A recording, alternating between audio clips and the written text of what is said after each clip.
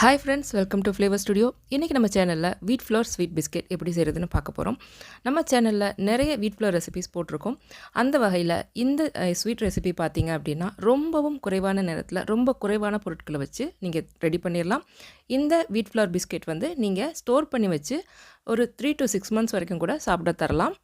ப்ராப்பராக ஒரு ஏர்டைட் கண்டெய்னரில் போட்டு ஸ்டோர் பண்ணி வச்சு நீங்கள் தாராளமாக இதை சாப்பிடலாம். இப்போ இந்த ரெசிபி எப்படி செய்கிறதுன்னு பார்க்கலாம் வாங்க.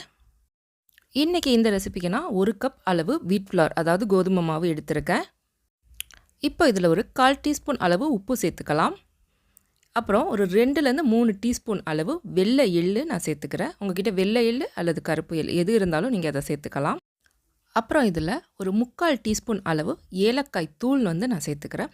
ஏலக்காய் வந்து எப்போவுமே கொஞ்சமாக ஒரு சுகர் சேர்த்து பவுடர் பண்ணி வச்சுக்கிட்டிங்கன்னா இந்த மாதிரி ஸ்வீட் ரெசிபீஸ்க்கு சேர்க்குறதுக்கு யூஸ்ஃபுல்லாக இருக்கும்.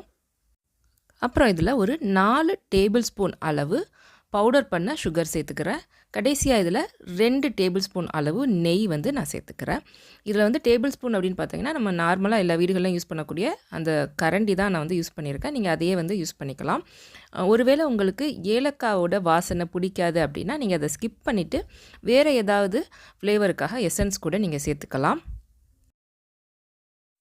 இப்போது இது எல்லாத்தையும் நம்ம ஒரு வாட்டி நல்லா கலந்து விட்டுட்டு கொஞ்சம் கொஞ்சமாக தண்ணி சேர்த்து நல்ல ஒரு திக்கான சப்பாத்தி மாவு பதத்தில் இதை வந்து பிசைஞ்சு எடுத்துக்கணும். பொதுவாக 1 கப் மாவு வந்து 1/2 கப் அளவு தண்ணி தாராளமாக பிடிக்கும். நீங்கள் எந்த கப்பில் மாவு எடுக்கிறீங்களோ அதே கப்பில் 1/2 கப் தண்ணி எடுத்தீங்க அப்படின்னா கரெக்டாக இருக்கும். பட் 1/2 கப் தண்ணி எடுத்துகிட்டு மொத்தமாக அந்த தண்ணியை சேர்த்துடாமல் கொஞ்சம் கொஞ்சமாக அதை சேர்த்து நீங்கள் பிசைஞ்சிங்கன்னா கரெக்டான கன்சிஸ்டன்சி உங்களுக்கு கிடைக்கும். நல்லா இந்த அளவுக்கு நல்ல ஒரு திக்கான மாவை நம்ம பிசைஞ்சு ரெடி பண்ணிவிட்டு இதை வந்து ஒரு நல்ல ஈரத்துணி போட்டு நம்ம மூடி வைக்கலாம். அப்படி இல்லைன்னா இந்த மாதிரி கிளிங் ரேப் இருந்ததுன்னா அதை போட்டு கவர் பண்ணிவிட்டு நம்ம இதை ஒரு 1/2 மணி நேரத்துலேருந்து 1 மணி நேரம் நல்லா ஊற விட்டுறணும்.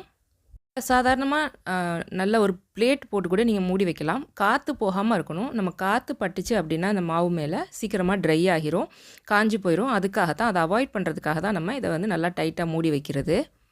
இன்றைக்கி நான் இந்த மாவை வந்து 1 மணி நேரம் ஊற விட்டு எடுத்திருக்கேன். உங்களுக்கு டைம் இல்லைனா நீங்கள் 1/2 மணி நேரம் ஊற விட்டால் கூட போதுமானது. இப்போது 1/2 மணி நேரம் நல்லா ஊறின நம்ம மாவை எடுத்துட்டு இப்போ வந்து இதை நான் 2ஆக பிரிச்சுக்க போகிறேன். இந்த மாதிரி இதை 2ஆக கட் பண்ணிவிட்டு அதை வந்து நம்ம ஒரு நல்ல உருண்டையாக உருட்டி எடுத்துட்டு இப்போ இதை வந்து சப்பாத்தி கட்டையில் வச்சு நம்ம நார்மலாக சப்பாத்தி எப்படி தேய்ப்போமோ அந்த மாதிரி தேய்ச்சி எடுத்துக்க போகிறோம். இன்றைக்கி நான் ரொம்ப கம்மியான அளவில் தான் இந்த ரெசிபி வந்து ரெடி பண்ணி காமிக்கிறேன் உங்களுக்கு. இன்கேஸ் நீங்கள் வந்து இதை ஸ்டோர் பண்ணி வைக்கிறதுக்காக செய்ய போகிறீங்க அப்படின்னா நல்லா நிறைய மாவு எடுத்துகிட்டு மாவு பிசைஞ்சிட்டு நீங்கள் அதை இதே மெத்தடில் ரெடி பண்ணிக்கோங்க. இப்போ பாருங்கள், நான் ஸ்க்ரீனில் காட்டுறேன். இந்த அளவு திக்னஸில் நீங்கள் இதை வந்து தேய்ச்சி எடுத்துக்கணும். ரொம்ப திக்காக இருக்கக்கூடாது, அதே சமயத்தில் சப்பாத்தி அளவுக்கு ரொம்ப தின்னாகவும் ஆயிடக்கூடாது. ஒரு அளவுக்கு மீடியம் திக்னஸோடு இதை வந்து நம்ம தேய்ச்சி எடுத்துக்கணும். இப்போது நல்லா வட்ட வட்டமாக கட் பண்ணுறதுக்காக இந்த மாதிரி ஒரு பாட்டில் மூடி நான் வந்து எடுத்திருக்கேன். நீங்கள் வந்து உங்களுக்கு என்ன ஷேப்பில் வேணாலும் இதை கட் பண்ணிக்கலாம், அல்லது கத்தியால் ஜஸ்ட் ஒரு ஸ்கொயர் ஷேப்பில் சின்ன சின்ன ஸ்கொயர்ஸாக கூட கட் பண்ணி நீங்கள் இதை பொரிக்கலாம். பட் வட்டமாக இந்த மாதிரி கட் பண்ணும்போது பார்க்க நல்லா க்யூட்டாக இருக்குமே அப்படிங்கிறதுக்காக நான் இந்த வாட்டர் பாட்டில் மூடி வச்சு நல்லா வட்ட வட்டமாக கட் பண்ணி எடுத்துக்க போகிறேன். இப்போது கட் பண்ணிவிட்டு மீதி இருக்க மாவை இந்த மாதிரி நம்ம பிரித்து எடுத்துட்டு அதையுமே வந்து நம்ம திரும்ப அதை உருண்டையாக்கிட்டு நம்ம நார்மலாக திரும்ப சப்பாத்தி தைக்கிற மாதிரி தேய்ச்சி அதையும் நம்ம வெட்டி எடுத்துக்க முடியும், வேஸ்ட் ஆகாது.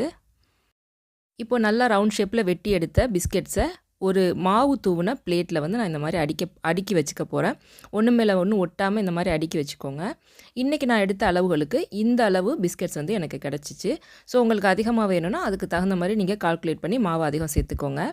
இப்போது ஒரு கடாயில் ஆயில் வந்து நல்லா மீடியம் ஹீட்டில் வச்சு சூடு பண்ணியிருக்கேன். மீடியம் ஹீட்டில் சூடு பண்ணிவிட்டு அதுக்கப்புறமா நெருப்பை வந்து கம்மி பண்ணிக்கிட்டேன், அதாவது லோ மீடியம் ஹீட்டுக்கு மாற்றிக்கிட்டேன். மிதமான தீயை விட கொஞ்சம் கம்மியாக ஆக்கிட்டு நம்ம ரெடி பண்ணி வச்சுருக்க பிஸ்கெட்ஸை வந்து நம்ம எண்ணெயில் சேர்த்துக்கணும். கோதுமை மாவு வேகிறதுக்கு கொஞ்சம் டைம் எடுக்கும் அப்படிங்கிறதுனால நம்ம நெருப்பை வந்து எப்போவுமே லோ மீடியமில் வச்சு இந்த பிஸ்கெட் நல்லா வெந்து ஒரு டீப் ப்ரௌன் கலருக்கு சேஞ்ச் ஆகிற வரைக்கும் நம்ம இதை பொரிச்சு எடுக்கணும். இடையில இந்த மாதிரி நல்லா எல்லா சைடும் திருப்பி திருப்பி விட்டுகிட்டே இருக்கணும். இல்லைனா ஒரு சைடு மட்டும் வெந்து கலர் சேஞ்ச் ஆயிரும், அப்படியே கருகிறதுக்கும் வாய்ப்பு இருக்குது. ஸோ வந்து இந்த மாதிரி அப்பப்போ இடையில நல்லா மிக்ஸ் பண்ணி விட்டுகிட்டே இருங்க. உங்களுக்கே தெரியும், பார்க்கும்போது கலர் கொஞ்சம் கொஞ்சமாக சேஞ்ச் ஆகிட்டு வரும். இடையில இந்த மாதிரி மிக்ஸ் பண்ணி விட்டுக்கிட்டே இருங்க. இப்போது இந்த அளவுக்கு கலர் சேஞ்ச் ஆனதும் நான் வந்து ஆயிலை வடிச்சிட்டு எடுத்துக்க போகிறேன்.